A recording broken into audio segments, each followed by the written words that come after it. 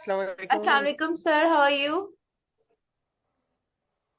Alhamdulillah, I am fine. What about you? I'm fine as well. Sir, can I have your brief introduction? Yes, my name is Mohammad Ayaz Sharif, and I am working in Farmingo from last 15 years, I guess. And by qualification, I am a business graduate and currently pursuing my PhD in human resource management. All right. Shall I dive into the questions? Yes, Okay. Please tell me about your experience with the HR department at your organization.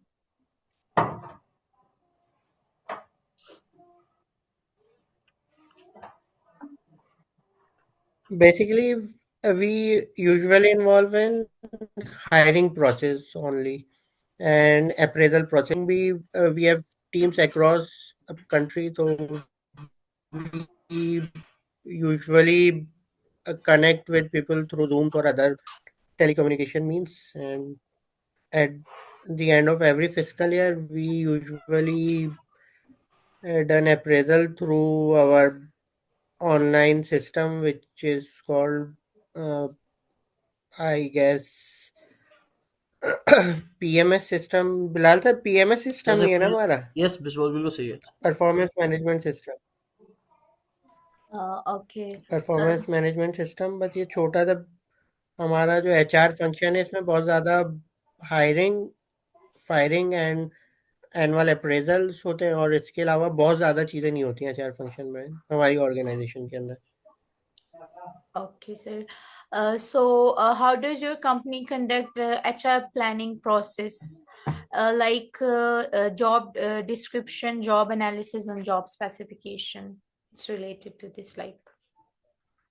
इसका बहुत ज़्यादा structured process नहीं है HR planning का process HR बहुत ज़्यादा dominating role नहीं है कंपनी के अंदर क्योंकि मार्केटिंग ओरिएंटेड कंपनी है हमारी तो मार्केटिंग टीम ही चीज़ें डिसाइड करती है मोस्टली हेड ऑफिस के अंदर और प्लांट का एचआर फंक्शन टोटली डिफरेंट है और हेड ऑफिस और फाइनेंस का टोटल डिफरेंट है दो अलग अलग समझे एंटिटीज वर्क कर रही हैं प्लांट का एचआर डिपार्टमेंट जो है वो सिर्फ हायरिंग भी करता है तो थर्ड पार्टी के थ्रू एक लीगल फर्म हायर की हुई है प्लांट की सारी प्लानिंग जो है वो लीगल फर्म के थ्रू होती है वही हायरिंग कर रही होती है सिर्फ जो वहाँ की पोजीशन है उस पर कंपनी पेरोल के ऊपर लोग हायर होते हैं और हेड ऑफिस के अंदर बेसिकली मार्केटिंग ओरिएंटेड है तो मार्केटिंग हर साल जब क्लोज हो रहा होता है तो उस साल की परफॉर्मेंस देखते हुए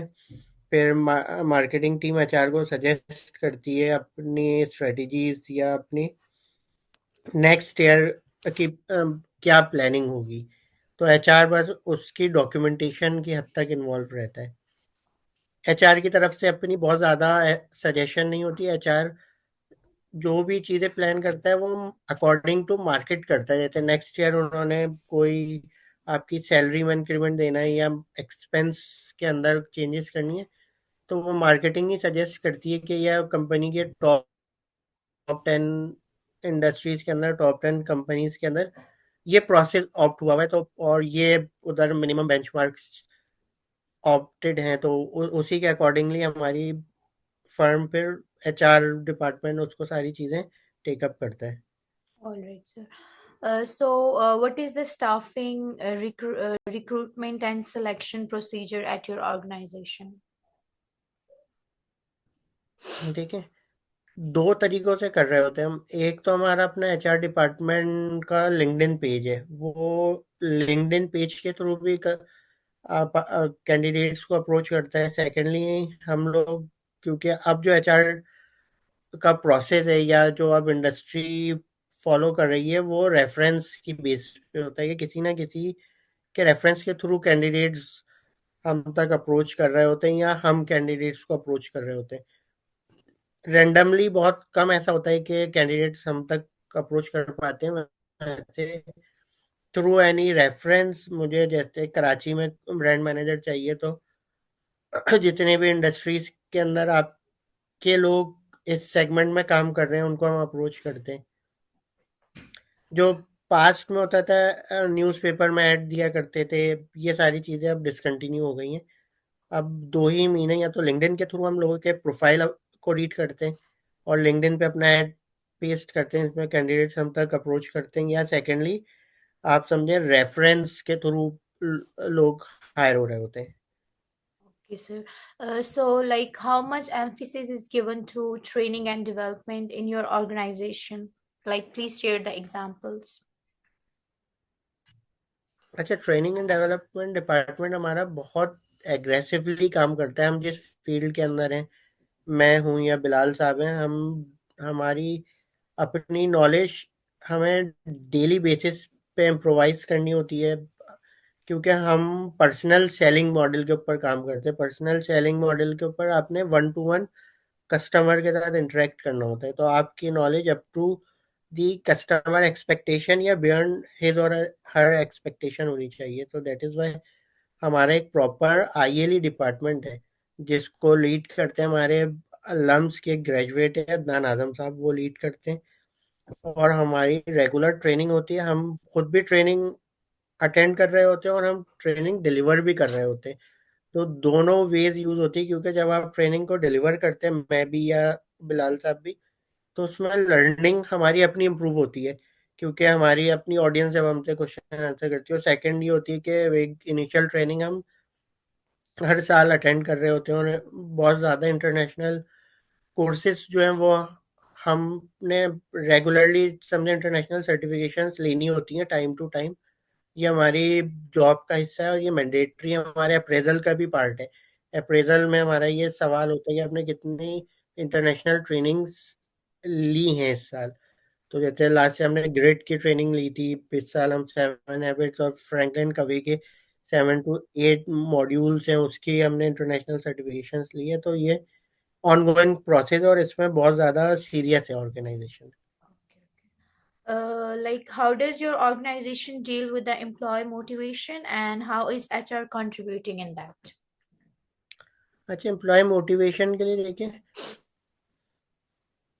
आप हेड ऑफिस की बात करें तो सबसे पहली चीज़, आप जो आजकल कॉन्सेप्ट चल रहा है गेमिफाइड वर्क एनवायरनमेंट का, तो हमारा हेड ऑफिस का आप एम्बियंस देखें, हेड ऑफिस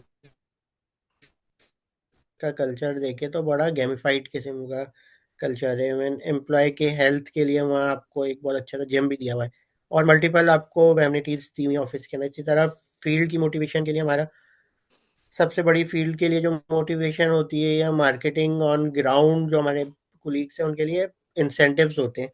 तो एचआर मार्केट में मैं ये समझता हूँ कि हाईएस्ट पेड ऑर्गेनाइजेशन है जो अदर देन सैलरी इंसेंटिव्स को पे करती है कुलीग्स को। तो मोटिवेशन के लिए इंसेंटिव्स हैं, फिर मेडिकल तो वो तमाम कंपनीज ही दे रही होती हैं। तो उसका एज सच मोटिवेशन से ताल्लुक नहीं, बट ये क्या, हेड ऑफिस के अंदर गेमिफाइड किस्म का वर्क एनवायरनमेंट है। फील्ड के अंदर लेसिस फेयर एक लीडरशिप स्टाइल होता है, वो ऑप्ट किया हुआ है मोटिवेशन के लिए कि लोग अपने फैसले खुद करें। हेड ऑफिस से ड्रिवन नहीं होती है, बहुत ज़्यादा मोटिवेशन होती है लेसिस फेयर लीडरशिप स्टाइल के अंदर। और हेड ऑफिस के अंदर गेमिफाइड लीडरशिप स्टाइल है। How does your organization deal?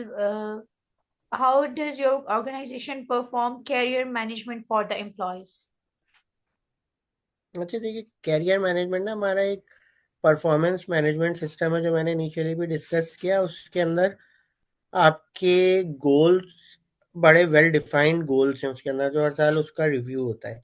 Okay. और उसके अंदर आपकी एक चैप्टर है क्वालिटेटिव एक्सपेक्ट्स का, तो वो क्वालिटेटिव एक्सपेक्ट्स भी आपके उसके अंदर हर साल मॉनिटर हो रहे होते हैं। उसके अंदर आप जैसे लिकर्ट स्केल पे मार्किंग करते हैं, सिमिलरली उसके अंदर मार्किंग होती है। और उसके अंदर आपको ग्रेड्स मिलते हैं हर साल। जो ए ग्रेड्स के लोग होते हैं वो नेक्स्ट कैडर में ऑटोमेटिकली प्रमोट हो जाते हैं। एक इनिशियल इंटरव्यू होता है, इंटरव्यू की बेस पे फिर आप नेक्स्ट कैडर में मूव कर जाते हैं। तो ये जो कैरियर प्रोग्रेस का प्रोसेस है बड़ा वेल डिफाइंड है। उसके अंदर साल जैसे स्टार्ट होता है तो आपके पास आपके गोल्स अपेयर हो जाते हैं आपके परफॉर्मेंस मैनेजमेंट सिस्टम में।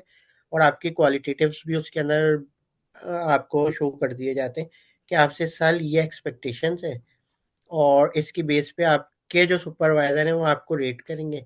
कुछ चीज़ें हैं समझे फिक्स्ड होती हैं, जो कि सिस्टम खुद उसके अंदर आपकी अगर परफॉर्मेंस हो गई, टारगेट वर्सेस अचीवमेंट हो गई, आपकी पंक्चुअलिटीज हो गई, या आपके कोर्सेज जो आपने करने आपको बताए गए थे वो आपने किए, तो वो ऑटोमेटिक उसके अंदर सिस्टम ग्रैब कर लेता है, और अदर उसके ऊपर फिर आपके सुपरवाइजर उस पे मार्क्स देते हैं, और आपकी ग्रेडिंग होती है उसकी बेस पे। What is the performance appraisal method followed at your organization and how does it impact employee performance? अच्छा, परफॉर्मेंस अप्रेजल मेथड जैसे उन्होंने डिस्कस किया ना, हमारा पीएमएस के नाम से परफॉर्मेंस मैनेजमेंट सिस्टम, ये हमारा हर साल 2 बार हम उसके अंदर हमारे जो कुलीग्स हैं या माई सेल्फ, हम लोगों का अप्रेजल होता है। एक एनुअल अप्रेजल होता है और एक मिड रिव्यू कहते हैं हम। अच्छा, इन दोनों के अंदर फेस टू फेस हम अपने टीम के साथ बैठ के, या हमारे बॉसेस हमारे साथ बैठ के हमारी सारी जो केपीआईज हैं वो डिस्कस करते हैं। इसके अंदर की परफॉर्मेंस इंडिकेटर्स जो हमारे सेट है, और उस पे वो हमें रेटिंग देते हैं, और रेटिंग भी देते हैं, और उस पे वो कमेंट्स भी उसमें वो मेंशन करते हैं कि उनकी क्या एक्सपेक्टेशन थी, और हमने उस एक्सपेक्टेशन के अकॉर्डिंगली क्या परफॉर्म किया या कितना डिलीवर किया है। तो ये सारा ऑनलाइन सिस्टम है जो कि सबकी विजिबिलिटी के अंदर होता है, Okay. और इसको हायरार्की में हर कोई ये देख सकता है। तो बड़ा ओपन किस्म का ये हमारा कल्चर और सिस्टम है, जिसमें कोई बाइसनेस या कोई फेवरेटिज्म का एलिमेंट भी नहीं आ सकता। Okay. Are you convinced that your company has appropriate compensation and benefits activities? जी बिल्कुल, इस पे तो कोई समझे वो कहते हैं ना, डाउट भी नहीं है, क्योंकि इंडस्ट्री के मुकाबले में फार्मी वो अच्छा पे करती है। हमारा जो पेड आउट है वो इंडस्ट्री के हिसाब से ज़्यादा, मैं समझता हूँ बहुत अच्छा है, Okay. कॉम्पिटिटिव है। Okay, sir. इसका Uh, एक एग्जांपल यही है कि आप देख लें कि मुझे अराउंड 15 ईयर होने वाले हैं, बिलाल साहब को भी 15 ईयर होने वाले हैं।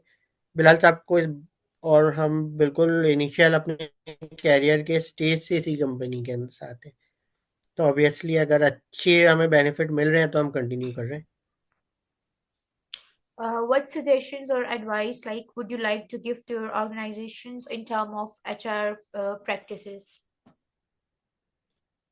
देखिए, एचआर प्रैक्टिसेस के अंदर कंपनीज, कोई भी कंपनी हो, उसको ना इंडस्ट्री के बेंचमार्क्स को देखना चाहिए। इंडस्ट्री के तमाम जितनी भी आपके कॉम्पिटिटर्स मार्केट में काम कर रहे हैं ना, उनकी एनालिसिस ज़रूर करनी चाहिए कि वो क्या कर रहे हैं, वो क्या चीज़ ऑफर कर रहे हैं, या वो किस तरीके से लोगों को अट्रैक्ट कर रहे हैं, उनका हायरिंग प्रोसेस क्या है, या वो कौन से लीगल डॉक्यूमेंट्स हैं जो टीम के अंदर इम्प्लीमेंट करते हैं।